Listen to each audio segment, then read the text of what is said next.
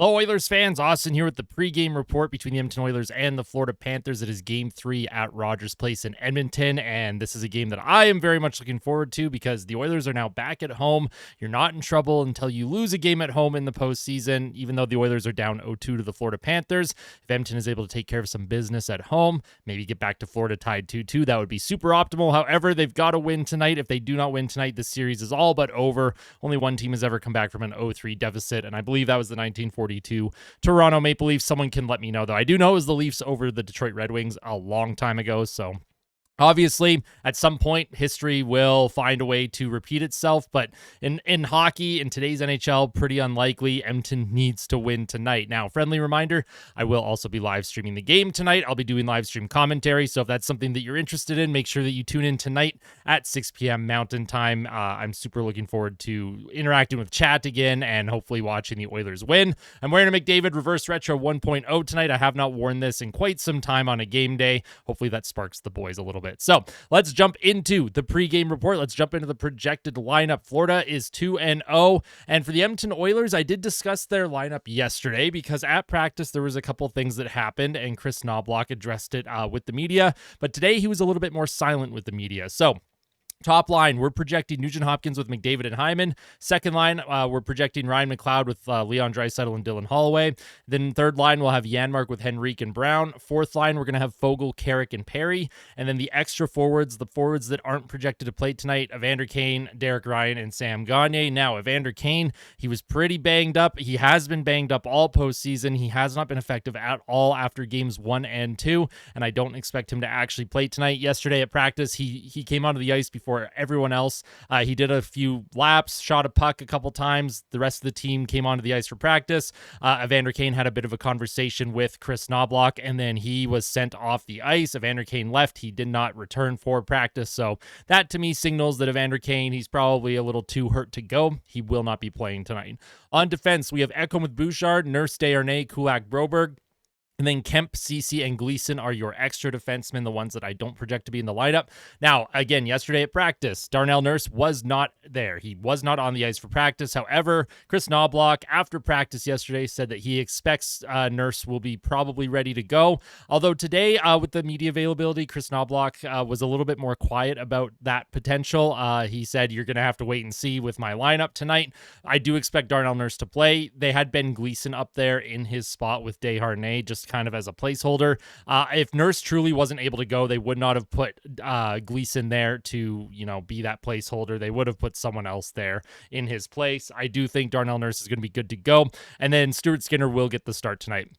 There's also a possibility that we'll see Cody Ceci as well. There was an optional skate this morning. Cody Ceci went out onto the ice. It was a small group, and then Ceci was one of the first guys off. Usually, if you're not playing, you stay out, you work on some drills, you work on puck stuff, and then you're out later than everyone else. Cody Ceci, he was the first one off the ice today, so you may see Cody Ceci back in the lineup. Maybe Knobloch goes 11-7. I'm not sure. Let me know your thoughts in the comments section below what you think about this potential lineup tonight. Now, when we look at the pre-game stats here, the Oilers, a lot of their stats are starting to go down. The Florida Panthers stats just continue to get even better. Edmonton is 12-8 in the postseason. Expected goals for ranks 4th at 53.99%. Their power play ranks 2nd at 32.8%. Their power play is going down. They have not been able to solve the Florida Panthers penalty kill yet. I will say, Florida, they only have one power play goal themselves, but their penalty kill has been just lights out. Game 1, I felt the Oilers had some really good opportunities on the power play. Game 2, the Oilers had 4 power play opportunities, and they didn't really generate a whole lot with them, so Edmonton's going to have to find a way to break through and try and produce something on the power play if they want any chance of winning a game in this series. Edmonton's penalty kill, 93%, still ranks 1st in the postseason.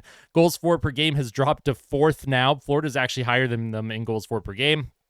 Goals against per game is now at 8th, 2.70 goals against per game. Team save percentage in all situations for Edmonton is 89.13%, which is ranked 9th. And then their team shooting percentage is 11.19%, which ranks 4th. Edmonton has to find a way to start generating more shots. Their forwards for sure have to generate more shots. Oh my God, only 3 forwards had shots on goal the other night, or 6 forwards had shots total in this series.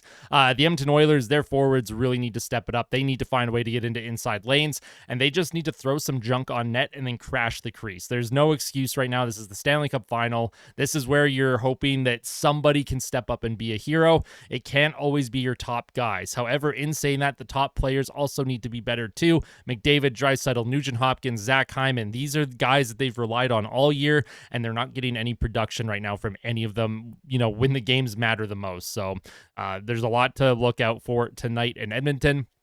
Florida Panthers, they are 14-5. Expected goals for ranks first at 57.89% in the postseason. Their power play ranks 7th at 22.1%. Penalty kill ranks 2nd at 89.7%. It's going to catch up to Edmonton here if the Oilers are not careful. Goals for per game, 3.26, which ranks 3rd. They are now ahead of the Oilers. They leapfrogged them after last game. Goals against per game ranks 1st. They only give up 2.11 goals per game. Just unbelievable defense and goaltending from the Florida Panthers. Team save percentage in all situations is 91.43%, which ranks 4th, and their team shooting percentage ranks 7th at 10.11%. Now, obviously, I talked about the Oilers' big guns not really producing right now. But there's some players on Florida that haven't produced a whole lot either. I'm looking at Tkachuk, that sort of thing. Rodriguez, he had a couple goals, which is great. Barkov, he's been pretty quiet, at least on the score sheet. Hopefully Barkov is okay to go. As far as I'm aware, Barkov will be able to play. So, if you're concerned about injuries for the Florida Panthers, I think they're, for the most part, all accounted for and healthy. For the Edmonton Oilers, Darnell and Evander Kane are the big question marks here. Now, my Oiler to watch, it's not one specific Oiler. It's actually the entire top 6. The Oilers have not generated anything from their top 6, and their bottom 6 was -2 the other night in Florida. So not only does their top 6 have to start scoring, their bottom 6 has to stop preventing, or they have to start preventing goals from going in. Otherwise, this series is going to be done in 4, and we're going to watch the cup get handed to the Florida Panthers on Edmonton soil in a couple days from now. I do not want to see that happen. I want to see Edmonton make a series out of this. If Edmonton is able to win, make the series 2-1, I have a much, much better feeling moving forward. They just need to find a way to gain some momentum, win one game. I don't care how you do it, just win a game. So when it comes to my game day prediction, who am I going to predict to win? Well, the superstition in me says, holy smokes, I predicted the Oilers to win game 1 and game 2. They lost both. So do I say Florida wins game 3 and then watch the Oilers win? No, I'm not going to do that. What I will say is I do think the Oilers are going to win. It's going to be tough for the Florida Panthers, just that initial first road game in the Stanley Cup Final. And then just how deafening and how intense the Oilers crowd is. I think the Oilers crowd is going to give that team a huge boost. I think the Oilers are going to be running on adrenaline for over half of this game. The big thing, though, Edmonton needs to not only score first, but they need to generate more than just one goal. The Oilers had a chance to extend their lead when they were up 1-0 in Florida in Game 2, and they just weren't able to produce anything. Tonight has to be different. Not only does Edmonton have to get that first goal, they have to push the pace and find a way to build on it, get a 2 or 3 goal lead, because we know how good Florida is, especially in second and third periods. The Florida Panthers, they get better as the game goes. The Edmonton Oilers, lately, it seems like their game starts to tail off after the first period, which is a lot, it's a far cry from how they played in the regular season. So lots to look forward to in this game. If you like this pregame report, make sure you hit like. If you really liked it, make sure you hit subscribe, and make sure to tune into the live stream tonight. I cannot wait. I'm very much looking forward to it, and tell someone that you love them before the game. Let's go Oilers, and we'll see you guys soon.